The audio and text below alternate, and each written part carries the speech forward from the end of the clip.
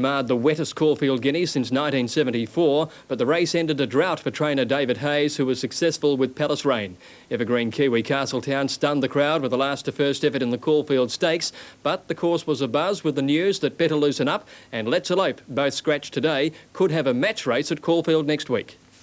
The club will look at allowing them to gallop between races on Wednesday, which we're still prepared to do. So, as far as I'm concerned, the track's available, and it's a matter of if we can arrange the match race now. What sort of money are we looking for the match race? Well, they've offered 20 apiece at the moment, so it's something more than that, they hope. Bart Cummings is looking for a $100,000 sponsor. It certainly will be the highlight of the year if it gets off the ground. To the results, and Clever Zoe got punters off on the right note, a 9-length win starting odds on in the first. Picnicker finally broke through for a solid win at 11-2 in the second event on the program. The Herbert Power, a traditional lead-up to the Caulfield Cup, followed. It's Corchaban and Equidity. Equidity put his nose in front of Corchaban, fighting back 2.5 lengths in front of Ali Boy. It's old Equidity with his head in front of Corchaban. Equidity still just with his nose in front of Corchaban, and Equidity lands some good wages, wins it about a long neck to Corchaban.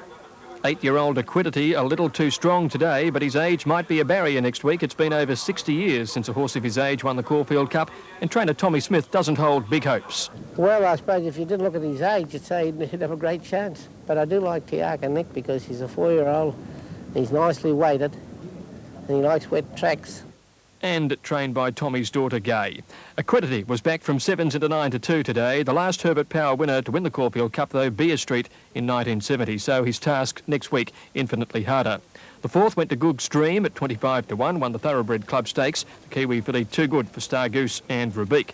Well, the heavens opened again. The track deteriorated for the Caulfield Guineas. Bundy Lad, the Kiwi, was sent out favourite. He went to the front well before the turn. Palace Symphony dashing to the lead down towards the 200-metre mark from Bundy Lad. Palace Rain after Palace Symphony at the 200. It's Palace Symphony joined by Palace Rain. Palace Rain put his head in front and they're well clear of Shoeshine Henry getting to third. It's Palace Rain on the outside, about a neck in front, pulling clear from Palace Symphony, and Palace Rain goes on to win it by a length to Palace Symphony.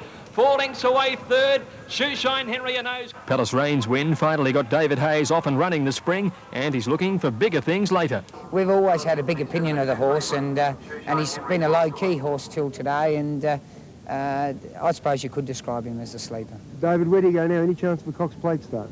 If this weather stays unruly, most definitely. Palace Rain at 7-1, and plenty of credit to Michael Clark saving ground along the inside rail to beat Palace Symphony, and Shoeshine Henry most unlucky third.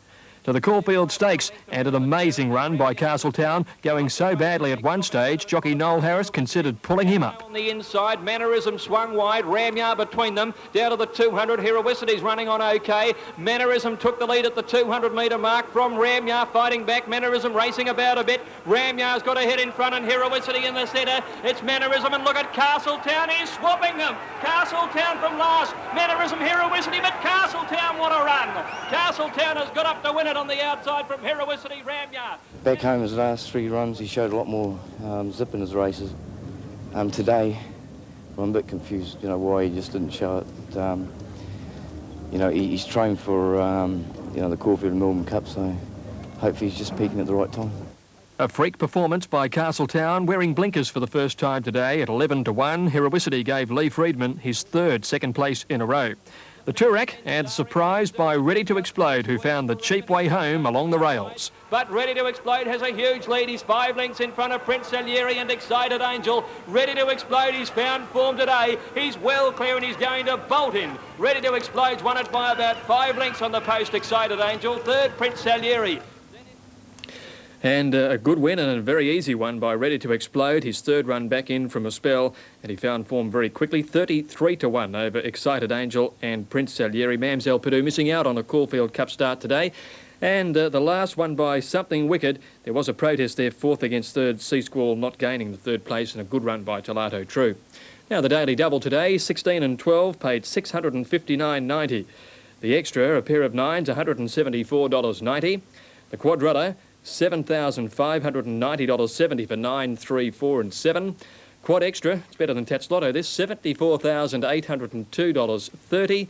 And nobody managed the straight 6, so a carryover pool of $27,500 for Caulfield Wednesday. Australia's #1 equestrian